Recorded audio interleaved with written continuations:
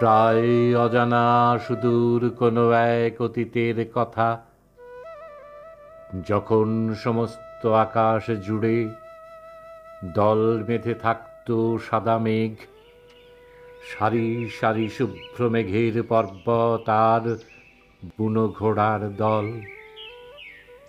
চল ছুটে চল, নিয়ে চল মেঘেদের ঘর বাড়ি নদী জঙ্গল, দুরন্ত ব্যস্ততার মতো আদিমতম নরনারীর ছুটে চলা অববয়। কখনো সেই মেঘে অনাগত এক নিষ্পাপ শিশুর হাসি মুখ ফুটে রয়। প্রায় অজানা সুদূর কোনো এক অতীতের কথা, যখন বিশুদ্ধ কোনো দীর্ঘ কুয়াশার রাত্রি শেষে পৃথিবী জমাট বেঁধেছিল একটি শিশির বিন্দুর মতো।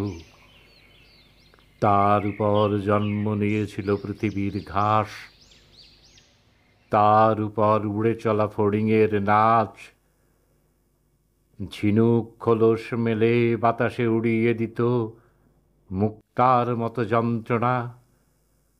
প্রতিটি সমুদ্রে জমাট বেঁধেছিল হীরকের মতো বিশুদ্ধ শিশিরের কণা। স্বর্গের অপ্সরীরা মেঘের সিঁড়ি বেয়ে পৃথিবীতে নামত গোধূলীয় বেলায়। শিশিরের সমুদ্রে ঢেউ নেচে উঠত উল্লাসে প্রাণের খেলায়। তাদের শরীর থেকে বাতাসে ছড়াত ঘ্রাণ, তাদের কণ্ঠে সুর, পৃথিবীর সব সুর সব গান। সেই ঘ্রাণ শুষে নিল ফুল, সেই গান ঠোঁটে নিল পাখি। জলকেলি শেষে তাহাদের রূপ সুরাপাত্রে গেল রাখি। অতঃপর শিশিরের ঘাসে পা ছোঁয়ালো তারা, সবুজ হয়ে মিলিয়ে গেল সেই ঘাসে। ফড়িংয়ের ডানায় আঙুল স্পর্শ করল তারা,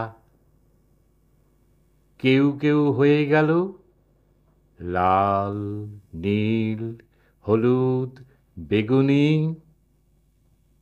সকাল হতে সন্ধ্যা বাঁকা ধনুকের মতো পৃথিবীর এক প্রান্ত থেকে অন্য প্রান্তে বর্ণিল রংধনু। প্রায় অজানা সুদূর কোনো এক অতীতের কথা, সাদা মেঘে হাসি মুখে দেখা গিয়েছিল যারে। বহু বছর পরে সেই শিশু আজ মানুষের ঘরে। বহু বছর পরে সেই শিশু আজ পৃথিবীর পড়ে। এই ঘাস, এই জল, শিশিরের ফল, রং আর ঘ্রাণে মিশে থাকা সেই সব অপ্সরীদের পড়ে যায় মনে। ভালোবেসে ছুঁয়ে দেয় চিরচেনা পুরুষের মতো, লজ্জাবতীর লতার মতো ঘুম ভেঙে জেগে ওঠে তারা। শরীরে তাদের এখনো মৃগনাভি ঘ্রাণ, কিন্নর কণ্ঠে গেয়ে ওঠে তারা প্রণয়ের গান।